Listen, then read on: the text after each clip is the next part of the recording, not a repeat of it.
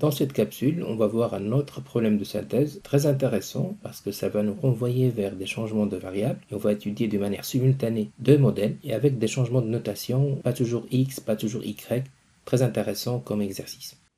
Commençons par 2 secondes pour comprendre le contexte de l'exercice.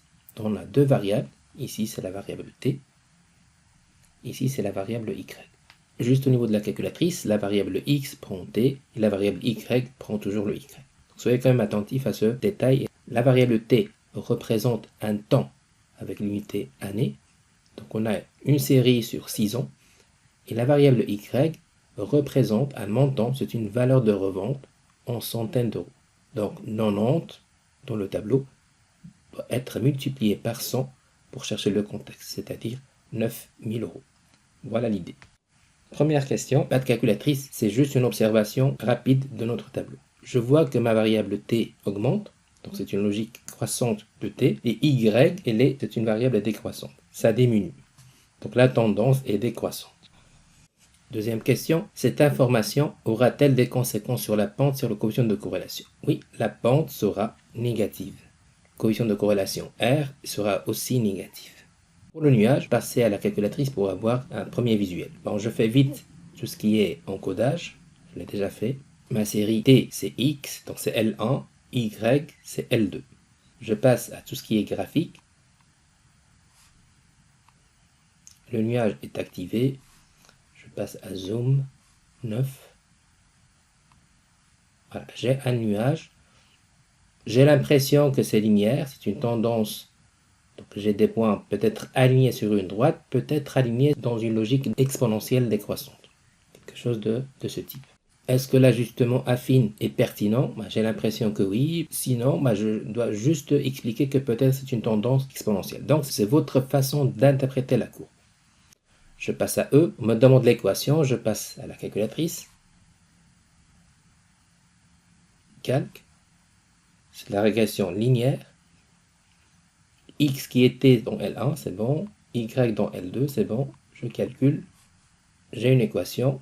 Y égale, attention, c'est pas AX plus B, mais ici c'est Y égale AT plus B. Donc je m'adapte, ça va faire moins. Quelle est l'interprétation de la pente? Delta Y égale A delta X, delta T, pardon. Si T augmente d'une unité, c'est-à-dire une année, dans ce contexte, Y va diminuer de la pente, moins 10,36, avec les unités, presque moins 1000 euros. Sur le long terme, comprenez que je suis dans une limite quand t tend vers plus l'infini. Quand ma droite est décroissante et quand ma pente est négative, la limite c'est moins l'infini. Donc la valeur de revente a tendance à être négative, ce qui n'est pas cohérent. Donc ce modèle me semble peu adapté à ce contexte. Je passe à la deuxième partie de l'exercice. Donc je pars toujours avec ma première série, mais là je vais opérer un changement de variable. On cherche un modèle exponentiel. Donc je passe d'un modèle affine qui semble être limité dans ce contexte pour pouvoir chercher un autre modèle mieux adapté. Changement de variable imposé, c'est z, toujours par rapport à y, ln de y. Logarithme népérien de y. Première chose, on me demande de compléter. Date, édition. Pas la peine d'effacer, c'est passer à la transformation. L3 va prendre ln de la liste 2. Ça me donne élément par élément. Voilà l'opération. Attention à cette manipulation, c'était objet d'une autre vidéo. Voilà ce que j'ai automatiquement, une série qui se complète. L'idée, c'est pas d'aller chercher une transformation élément par élément. Il faut gagner du temps et vous avez un jeu de liste sur la calculatrice qui le permet.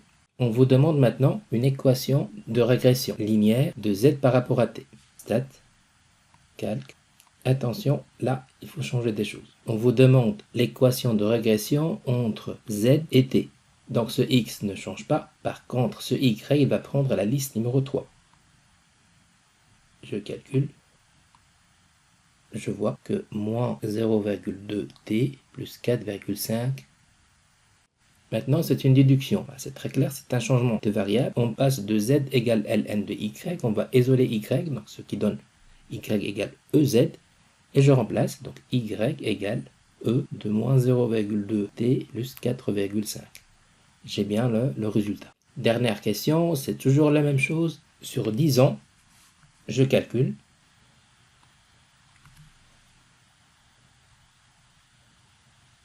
Voilà pour 10 ans, 1218 euros.